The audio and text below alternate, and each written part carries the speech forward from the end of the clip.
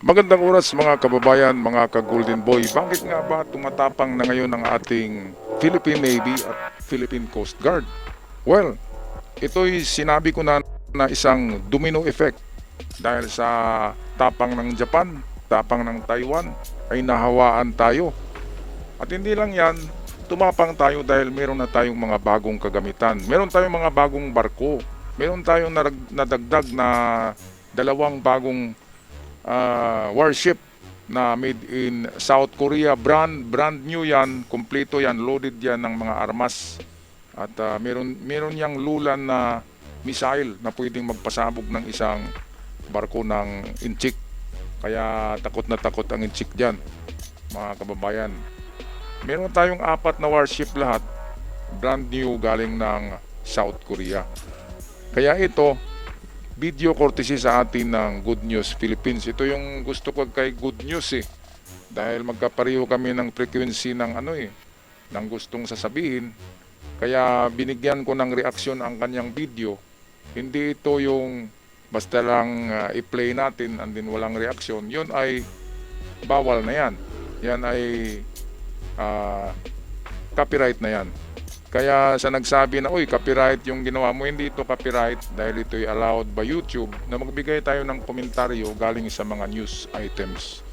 Okay, so ito na mga kababayan, panoorin natin ang girian nung nakaraang mga araw diyan sa northern part of our oceans. Ito yung girian ng noon Philippine Coast Guard lang, 'di ba? Mga white vessels. Ngayon gray na. Navy to Navy na ngayon ang labanan diyan, ang girian sa ating WPS.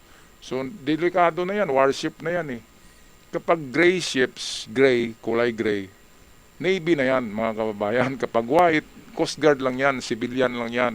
Pero kapag Navy, military na 'yan, kompleto na ng karga yung mga barko natin. Kaya kapag nagkamali ng diyan, di ba? Kapag walang alis, ay talagang magpaputok ang Pilipinas diyan. Ay naku, sana hindi mangyayari yan kasi sisiklab talaga. Nandiyan ang Japan Tutulong ka agad. Nandiyan ang Australia. Meron din tayong defense treaty with Australia. Nandiyan palagi ang Amerika. Kaya sana matapos na ni Trump yung sa Iran para makakonsentrate na siya dito sa Indo-Pacific. Okay, so ito na.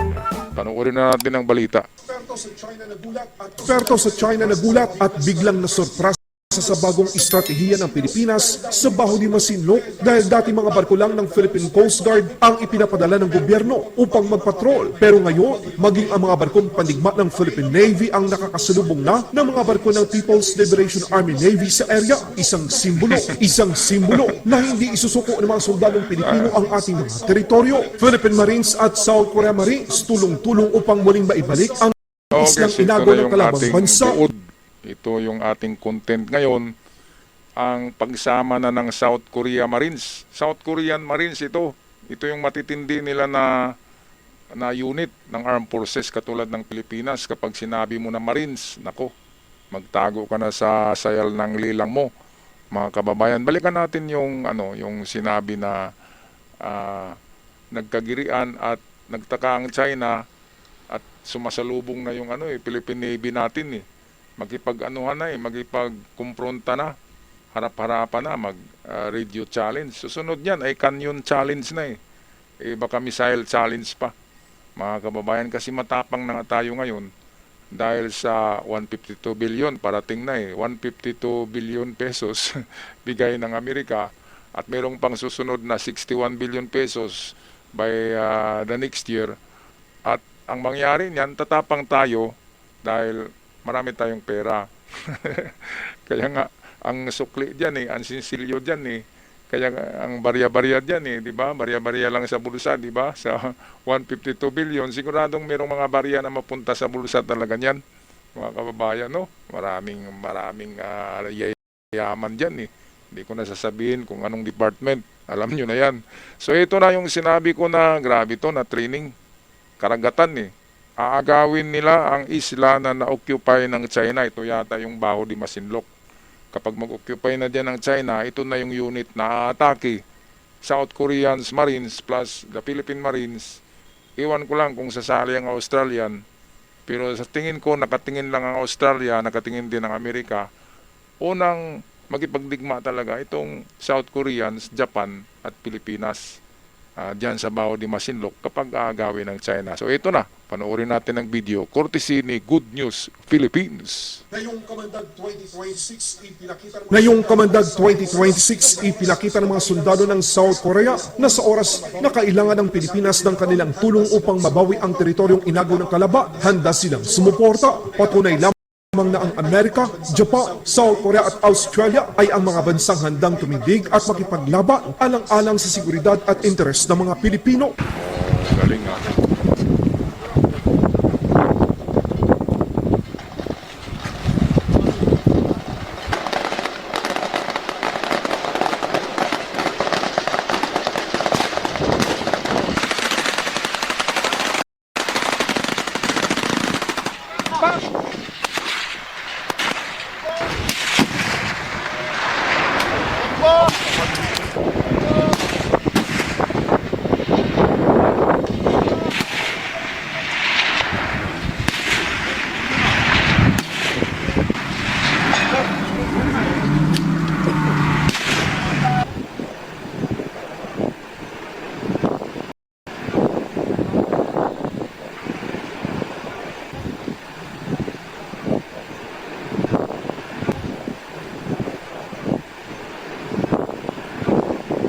Galing ng ano ah.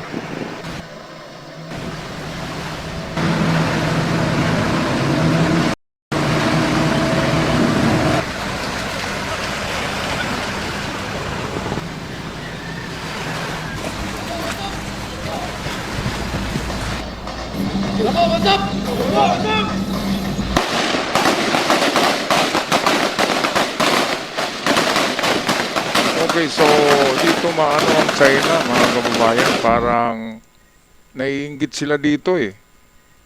Paanong hindi maiinggit? Sino bang kasama nila kapag meron silang meron silang exercises? Sino bang kasama ng China na makipagbalikatan sa kanila? Yung Kim Jong-un lang naman eh, yung taga North Korea lang naman ang sasama sa kanila. Wala na.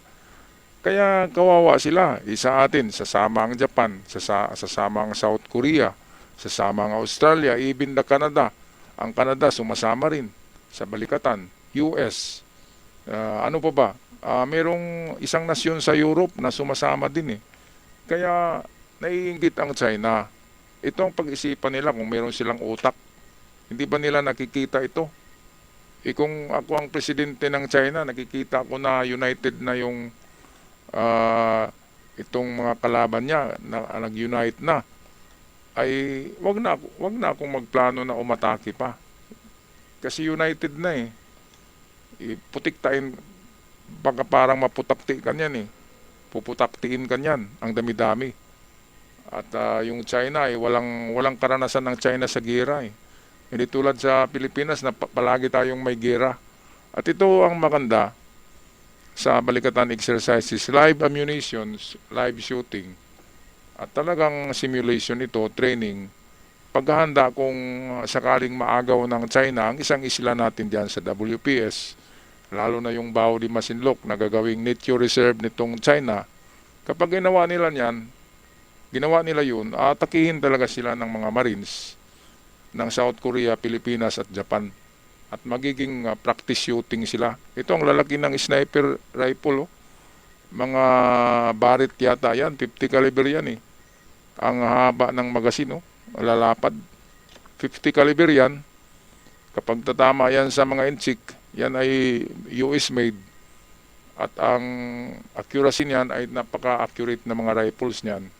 Kaya nga, sikat na mga rifles yan. At sana, bibili pa ang armed forces ng marami niyan. At i-issue sa ating mga military. Kasi yan ang kinakatakutan yung matataas na kalibre na sniper rifle. Kasi aabot yan sa 4 kilometers. Aabutin yan, 4 kilometers. Ngayon nga sa world record, mayroong na nakaabot ng 6 kilometers sa shooting ng mga ganyang klaseng baril, mga kababayan. Kaya anong masasabi nyo dito sa pagsama na ngayon ng South Korea sa Pilipinas sa mga exercises na katulad nito. So hindi lang Japan, nandiyan na ang South Korea. Hindi lang sila yung gumawa ng mga barko para sa atin. Sila yung gumawa ng ng mga barko natin. At yung eroplano na KF-21 na 20 units, i-deliver by December ang 12, ang nahuhuling 8 ay sa mga susunod na taon. South Korea pa rin ang gumawa niyan. Talagang mukhang galit yata ang South Korea sa China eh.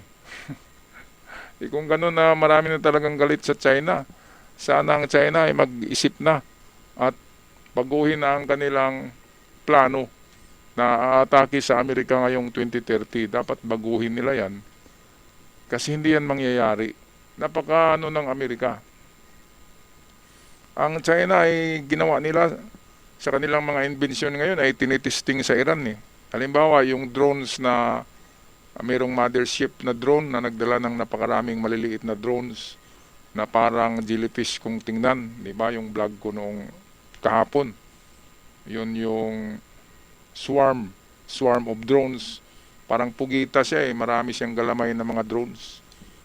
Yun ay nakita na yun ng Amerika, kaya kung magkagera, alam ng Amerika na mayroon pala silang drones na ganun eh. Kaya gagawa naman ng Amerika ng armas na pangontra sa mga drones na yan. Pero nakagawa ng Amerika eh, yung tinatawag na micro heat oven. Micro heat oven, yung parang laser beam lang na isang putok lang, bagsakan yung mga swarm of drones. At kapag nakita yan ng Amerika, ay wala pa ring silbi ang mga drones na yan ng inchik. Kaya didilat ang mata nila, uuwi ng China at magprotesta na naman. Ayan, kasi galing sa pagluluto ng noodles, ng lugaw, ng kusing gaulo, dahil sa pagluluto ng mga ramens na yan, mga pansit, yumaman ng China eh. And then ngayon ay ang ginawa nila, the great imitators of all invention in the world, ang lahat ng invention kinukopya nila, lahat ng produkto kinukopya nila. Kaya the great imitators, kaya yumaman ang mga inchik na yan. Kaya yan ang dapat sa kanila, ang gumawa ng mga produkto, hindi yung gera. Kasi wala sa DNA nila ang gera, wala sa DNA. Kahit na sa kanilang mga ninuno, walang mga warrior na inchik. Movie lang yun, nasa movie lang yan eh. Nasa movie lang kung fu movies na meron silang mga powers, pero wala sa totoo. Naglalako sila ng pansit at nagmamasa ng tinapay. Yan ang totoo niyan sa mga inchik na yan. Okay, ako magpaalam na mga kababayan. Anong masasabi nyo dito? South Korea ay sasama na rin sa Pilipinas kapag nagkagira. At of course, Japan, sigurado na yan. Nakaalyado natin yan. Australia. Ano pa nang inihintay natin? Let's get it on. Let's get it on. Okay, pag-comment na lang sa ating comment section, ako magpapaalam na. At sa aking ibang followers, laging sumasaludo sa inyong lahat. Hanggang sa muli, paalam.